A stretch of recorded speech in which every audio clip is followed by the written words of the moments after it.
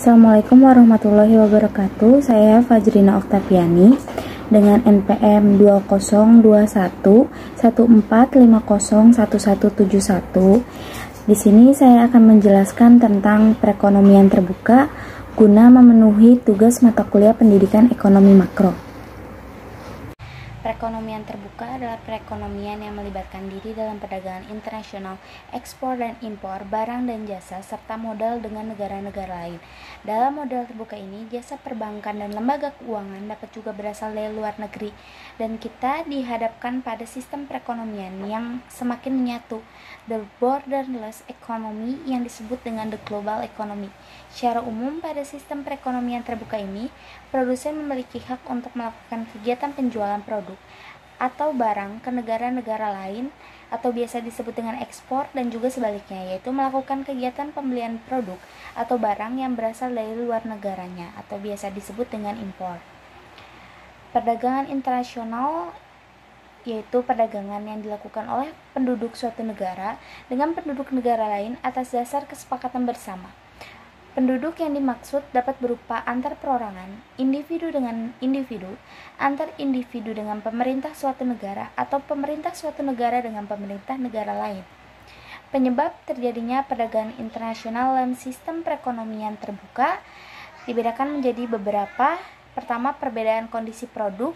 Alasan perbedaan kondisi suatu produk ini yang lebih cenderung mengarah pada kualitas produk juga menjadi alasan terjadinya perdagangan internasional. Kedua, menghemat biaya produksi. Hal ini juga menjadi alasan para produsen untuk melakukan perdagangan secara internasional, dan sebenarnya inti dari alasan ini adalah untuk menemukan tingginya biaya produksi dengan cara menghasilkan produk dalam skala jumlah yang lebih besar. Yang ketiga, perbedaan tingkat selera. Walaupun kondisi sebuah daerah itu sama, perdagangan internasional tetap memungkinkan akan terjadinya apabila masing-masing produk di suatu negara memiliki selera yang berbeda. Yang selanjutnya dan yang terakhir, prinsip perbandingan keunggulan, yaitu suatu negara cenderung akan lebih berspesialisasi untuk menciptakan produk dan mengekspornya keluar jika dirasa pembuatan produk di negaranya itu memakan biaya yang relatif lebih rendah daripada yang dibuat oleh negara lain. Begitupun sebaliknya. Yang selanjutnya kita akan menjelaskan tentang perdagangan internasional menurut Sadono Sukirno. Yang pertama, memperoleh barang yang tidak dapat diproduksi di negara sendiri. Banyak faktor atau kondisi geografis, iklim, tingkat penguasaan iptek, dan lain-lain yang mempengaruhi perbedaan hasil produksi di setiap negara. Yang kedua, memperoleh keuntungan dari spesialisasi. Sebab utama kegiatan perdagangan luar negeri adalah untuk memperoleh keuntungan yang diwujudkan oleh spesialisasi. Yang ketiga, memperluas pasar dan menambah keuntungan.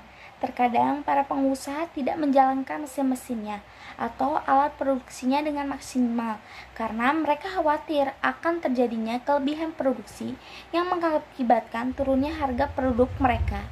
Yang terakhir, transfer teknologi modern.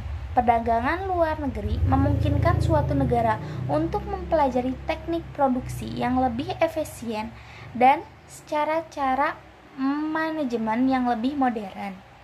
Adapun faktor-faktor perdagangan internasional, salah satunya yaitu memenuhi kebutuhan barang dan jasa dalam negeri, memperoleh keuntungan dan meningkatkan pendapatan negara, adanya perbedaan kemampuan penguasaan ilmu pengetahuan teknologi dalam mengelola sumber daya ekonomi, membutuhkan pasar baru, menyebabkan adanya perbedaan hasil produksi dan adanya keterbatasan produksi, adanya kerjasama selera terhadap suatu barang, keinginan membuka kerjasama, hubungan politik, dukungan dari negara lain, terjadinya era globalisasi. Kemudian kita akan menjelaskan kegiatan perekonomian terbuka. Kegiatan perekonomian terbuka dapat dibedakan menjadi dua, yaitu ekspor dan impor. Ekspor itu, jika suatu negara melakukan ekspor barang dan jasa ke negara lain, maka ia harus memproduksi barang dan jasa melebihi jumlah produksi yang diperlukan di dalam negeri. Dengan meningkatnya jumlah produksi barang dan jasa yang dihasilkan oleh suatu negara, maka hal ini juga akan meningkatkan pendapatan nasional negara tersebut. Selanjutnya, impor. Dalam analisis makroekonomi, diasumsikan bahwa faktor yang mempengaruhi besar kecilnya pembelian barang dari luar negeri atau biasa disebut dengan impor suatu negara adalah kemampuan membayar atau biasa disebut dengan daya beli negara tersebut terhadap barang impor.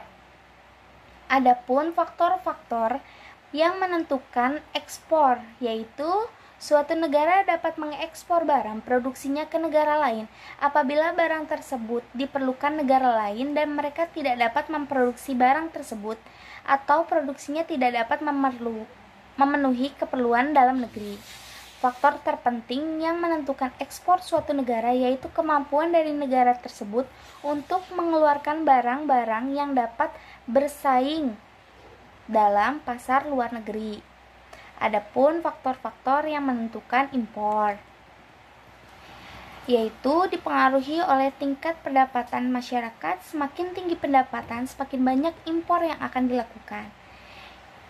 Inflasi juga dapat menyebabkan secara keseluruhan barang buatan dalam negeri menjadi lebih mahal.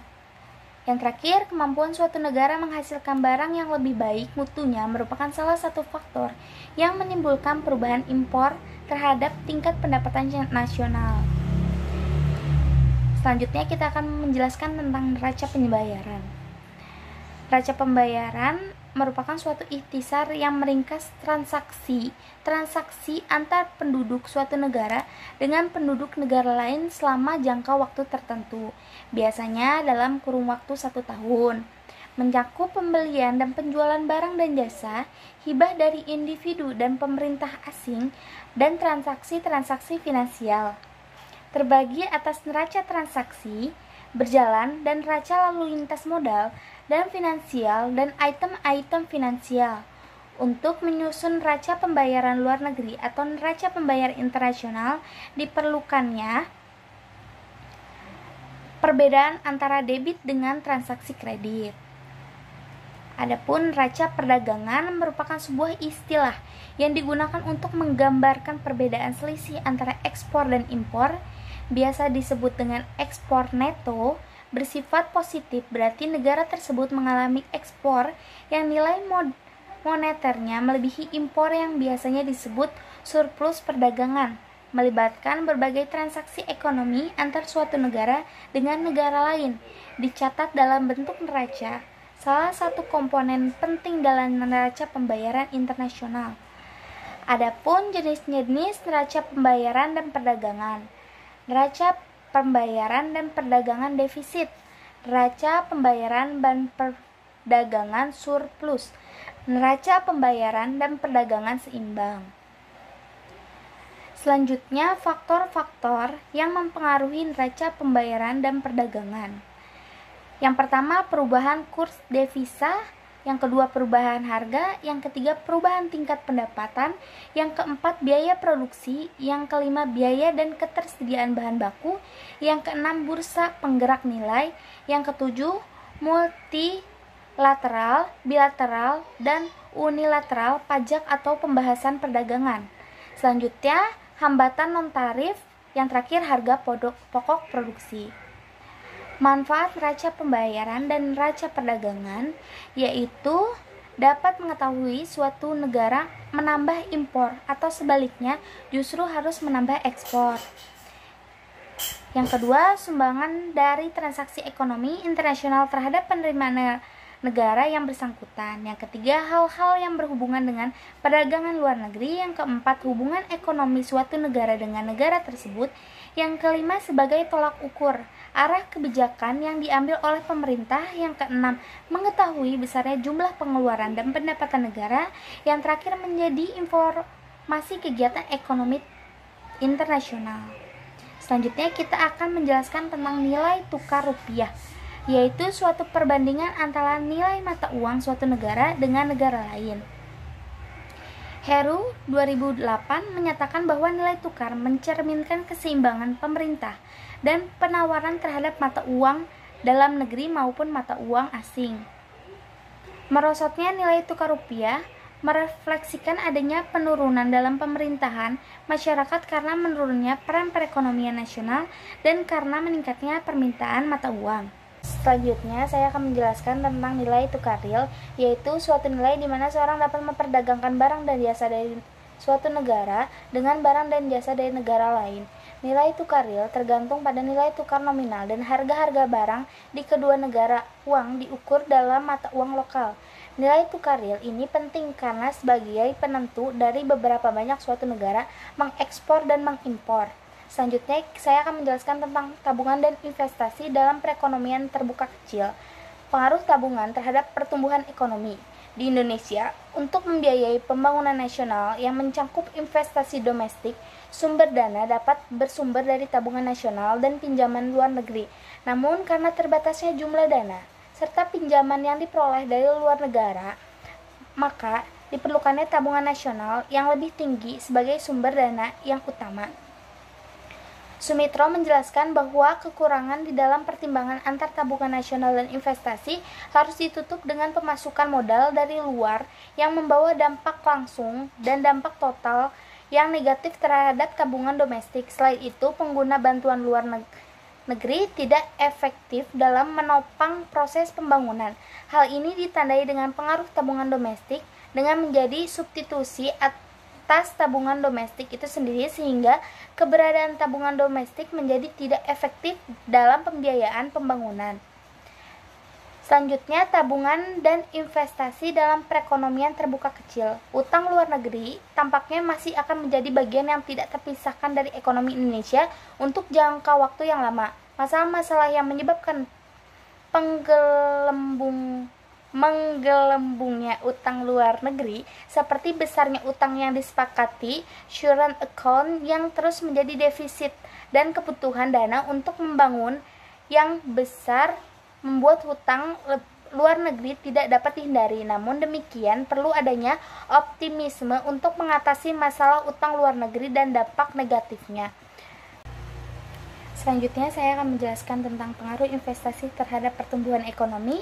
Menurut Sandono Sukirno 2004, dalam analisis makro, tingkat pertumbuhan ekonomi yang dicapai oleh suatu negara diukur dari perkembangan pendapatan nasional real yang dicapai suatu negara atau daerah, dan menurut metode pengeluaran dalam perhitungan pendapatan nasional, salah satu jenis agregatnya adalah pengeluaran investasi.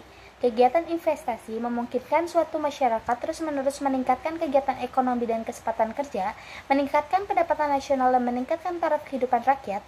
Peranan ini bersumber dari 3 fungsi penting dari kegiatan investasi, yaitu investasi merupakan salah satu komponen dari pengeluaran agregat, sehingga kenaikan investasi akan meningkatkan permintaan agregat, pendapatan nasional, dan kesempatan kerja. Bahan barang modal sebagai akibat investasi dan menambah kapasitas produksi dan investasi selalu diikuti oleh perkembangan teknologi.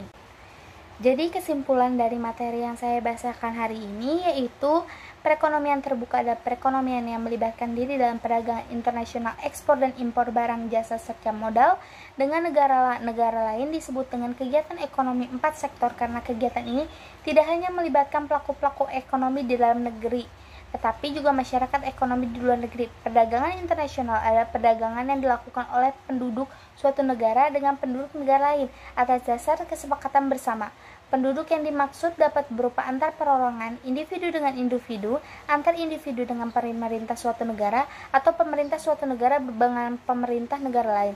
Secara umum, pada sistem perekonomian terbuka ini, produsen memiliki hak untuk melakukan kegiatan penjualan produk atau barang ke negara-negara lain atau biasa disebut dengan ekspor, dan juga sebaliknya yaitu melakukan kegiatan pembelian produk atau barang yang berasal dari luar negara atau biasa disebut dengan impor. Kegiatan ini juga memicu sistem perekonomian yang semakin tanpa batas yang ditunjukkan oleh lembaga perbankan dan keuangan juga turut mengikuti perkembangan transaksi yang mendukung kegiatan ekspor dan impor tersebut. Inilah yang disebut dengan ekonomi global yang mewujudkan kegiatan perdagangan internasional. Sekian materi yang saya sampaikan, kurang lebihnya mohon maaf. Wassalamualaikum warahmatullahi wabarakatuh.